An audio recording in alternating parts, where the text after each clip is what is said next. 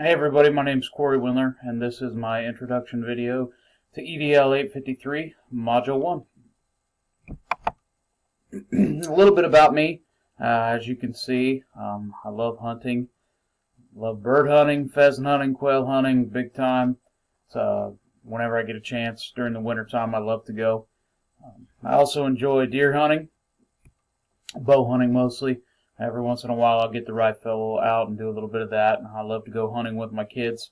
I got two little boys who like to go with me. I also do turkey hunting as well. My family is definitely a big part of my life. I enjoy spending time with them outside of whenever I get free time. I don't get a lot of free time, but when I do, I usually spend it with them, playing games, playing t-ball in the backyard, playing with our dogs. We got two little dogs. They're cockaliers, half Cocker Spaniel, half Cavalier King Charles Spaniel. Great little dogs. I also farm on the side.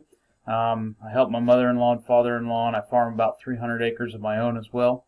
And this is my first year at Mays Middle School, so I'm still learning the ropes of it. I don't know a lot about it yet, but so far I've really enjoyed being there. Some reflecting of the learning materials for speech for special education needs in our district. Since I am new to the district, I don't know a lot about what goes on yet. I previously worked in Wichita at USD 259, and I learned a lot about special education. Couple of things that I do know is that the Sedgwick County Cooperative hires special education teachers as well as special education pairs. We also have one of our assistant principals that is in charge of overseeing the special education program. She sends out reminders, things like that, to all of the teachers that are involved with special education. For example, at the beginning of the new semester, we got a new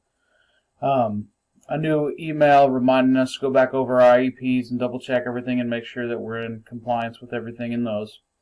We do meet regularly for student evaluations, and I actually have really enjoyed them here. At our other school, only one of the teachers went, but at Mays, all of the regular education teachers attend, which I really like. It gives everybody a chance to get a true understanding of each individual child.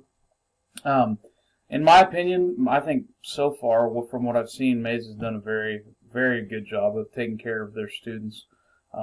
I have several paras in some of my classes, and it seems just as all the kids' needs are met. Some personal reflections of my own views and things that I know about special education.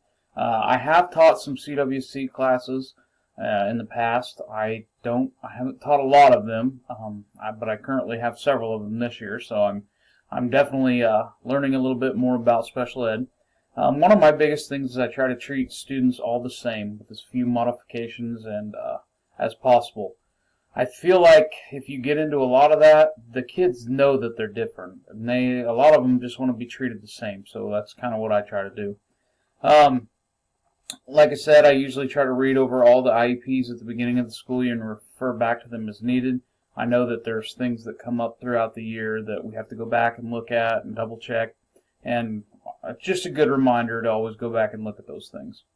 I do not have a lot of training in using pairs in the classroom effectively, so that's one thing that I think I could get better at, and obviously that's something that, it just takes time, and if you use them and you're used to them, then you're going to be a lot better with them.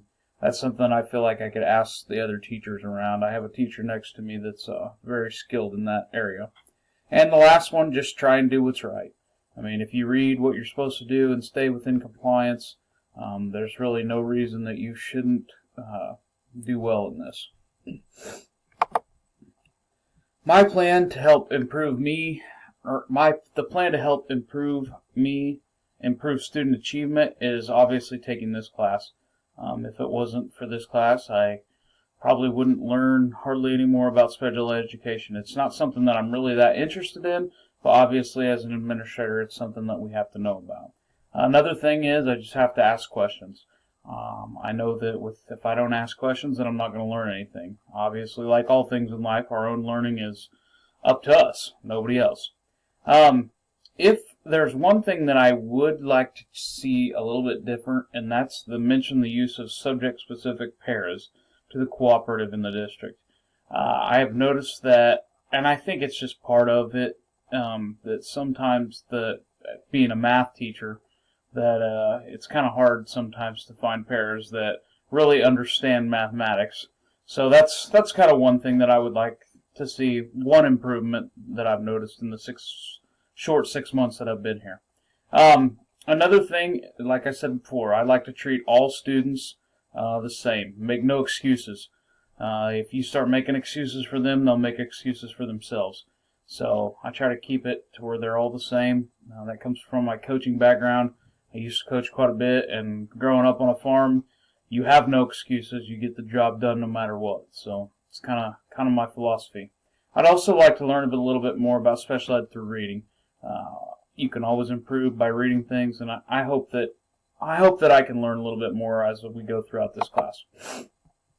Funding impacts special education. In closing, obviously funding's huge. If you don't have the money to hire people, it's going to be hard to get the right people in there to help those kids with special needs.